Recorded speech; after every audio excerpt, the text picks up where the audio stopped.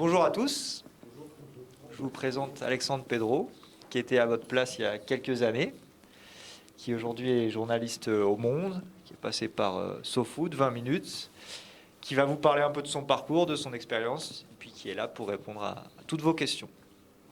Je te laisse la parole. Merci Julien. Alors j'étais ici entre 2004 et 2006.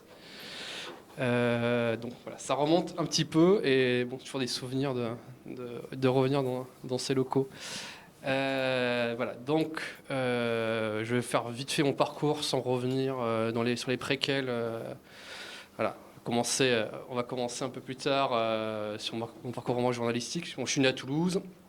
J'ai fait une fac. Alors, il y en a un. Là. Wow. Supporter du TFC. Ah non. Désolé. Donc, je suis né à Toulouse. Donc, j'ai fait une fac d'histoire. J'ai une maîtrise d'histoire. À l'époque, on pouvait s'arrêter à la maîtrise avant le master. Et dès le début, je voulais faire du journalisme. Donc, je suis allé en fac d'histoire parce que c'était le plus simple. Et j'ai commencé à faire des premiers stages en PQR, comme beaucoup de gens, donc à la Dépêche du Midi. Dépêche du Midi, Indépendant Carcassonne. Voilà, c'était une expérience assez formatrice parce que dès le début, on vous fait faire du reportage, vous prenez la voiture, vous allez dans des coins que vous ne connaissez pas.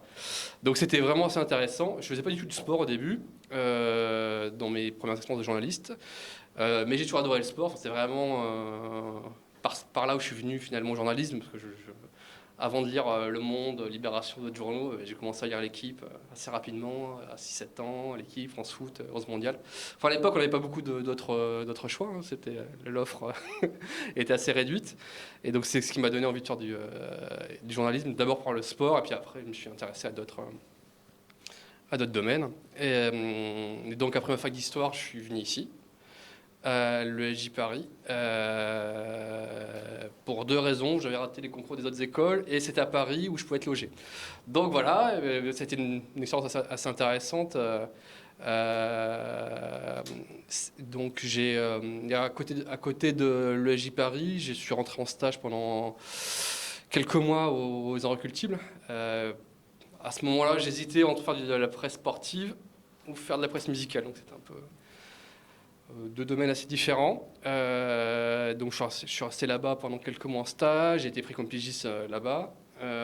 Et en même temps, j'ai commencé, parce qu'il y avait des passerelles entre les Inrock et SoFoot, et des personnes qui étaient dans les deux rédactions, donc j'ai commencé à faire quelques piges pour l'ancêtre du site de SoFoot.com. Et voilà. Et là, c'est assez marrant, parce que la même semaine, il y avait un poste qui s'est libéré aux Inrock, que j'ai pas eu, et une semaine plus tard, on m'a proposé un CDD au service des sports de 20 minutes. Donc voilà, je suis allé à 20 minutes, et c'était assez intéressant, parce qu'on était à une époque, en 2008, où ça paraît la préhistoire, mais il n'y avait pas de service multimédia finalement. Il y avait les services print d'un côté, les services web de l'autre. Et c'était rigolo parce que par exemple les papiers du print de 20 minutes étaient importés le lendemain sur le site de 20 minutes, ils mettaient ça en forme. Donc personne à l'époque vraiment avait l'idée de dire bon, les journalistes print vont faire les mêmes papiers. Et le service des sports de 20 minutes, c'était assez intéressant parce que c'était le premier dans le journal qui était bimédia. C'est Johan Hufnagel qui est devenu par la suite directeur de la rédac de Libération, qui avait cette idée de voilà, on va faire un service, et les mecs, parce qu'on n'était que des mecs, vont faire les deux, vont faire du web, du print, vont faire du live, vont faire plus tard là, un peu de vidéo. Et donc moi j'étais vraiment à ce début-là où on commençait à faire ces allers-retours print, web, ce qui n'était pas évident au début, qui n'allait pas de soi, parce que le reste de la rédaction, il y avait des journalistes qui faisaient des politiques sur le journal, et d'autres qui en faisaient sur le web. Et ça, c'était partout ailleurs. Hein. À L'Équipe, il y avait ça. Le Monde, c'était pareil. Donc, c'était une super expérience parce que 20 minutes, c'est un journal qui devait faire sa place, qui n'avait pas des gros moyens, qui n'avait pas beaucoup de réseaux. En gros, qu'on était 20 minutes, c'était pas toujours évident d'avoir des interviews via les clubs. Souvent, ils ne savaient pas ce que c'était 20 minutes, ils pensaient que c'était Minute, le journal d'extrême droite. Donc, voilà, il fallait faire sa place Et il fallait, on savait qu'on était en concurrence avec l'équipe, France Foot. Juste sur le foot, voilà, on était perdants, on n'avait pas le réseau. Donc il fallait trouver des idées. Donc c'est à ce moment-là vraiment où il y a eu ce côté des angles très différents, décalés, qui existent toujours à 20 minutes. Et surtout 20 minutes, c'était très précurseur sur le live. Donc le live existait déjà. Dans l'équipe, il y avait des lives, mais peut-être trop jeune pour vous souvenir, mais c'était des lives genre première minute, centre, reprise de la tête de Maro Yepes. Voilà, c'était très très très basique, avec que du texte. Et 20 minutes, on était les premiers à se dire, bon, si on veut juste les résumés du match, il y a l'équipe, donc il faut qu'on propose autre chose. Et donc, ce qui s'est fait, c'est les lives comme à la maison, donc qui était un live avec une liberté de ton assez nouvelle, qu'on a retrouvée par la suite dans d'autres sites. Même au Monde, hein, c'est un peu inspiré de 20 minutes. Et donc là-dessus, on s'est vraiment lâché. On a vraiment créé un ton très différent. Parfois un peu borderline, mais ça allait de soi, parce que aussi il y a des semaines où on liveait mardi Ligue des Champions, mercredi Ligue des Champions, jeudi Ligue Europa, samedi Ligue 1. Donc on bouffait du live. Donc par moment, il y avait un peu de déchets dans la production. Mais ça a vraiment marqué quelque chose d'assez important à ce moment-là.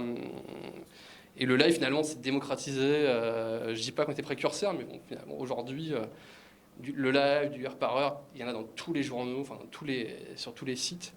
Donc, moi, j'ai eu la chance un peu d'être au début de tout ça. Il y a 20 minutes, on était 4. Donc, autant dire qu'il n'y avait pas de spécialisation. Il n'y en a pas un qui dit je fais le foot, l'autre le rugby.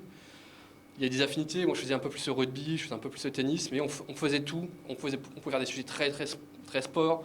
On pouvait faire des sujets un peu plus politiques. On appelle les trucs sur les quotas, les problèmes de supporters déjà, le plan, le pro. Enfin, on brassait très large. Donc, c'est une super expérience parce que ça nous oblige à être ultra réactif parce qu'on couvrait une compète. Fallait faire 5-6 papiers. Moi, je me rappelle avoir fait la Coupe du Monde de rugby en 2011. La finale, je fais 6 papiers et je dors pas de la nuit et on enchaîne le lendemain. Voilà, c'était une école en termes qu'on a fait 20 minutes. Le reste paraît un peu plus simple parce qu'on vous demandera généralement moins de production.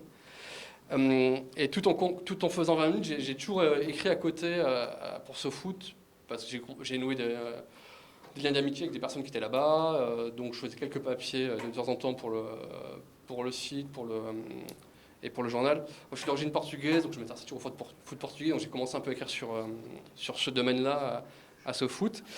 Et en 2012, Franck Canez m'a gentiment fait une proposition pour venir.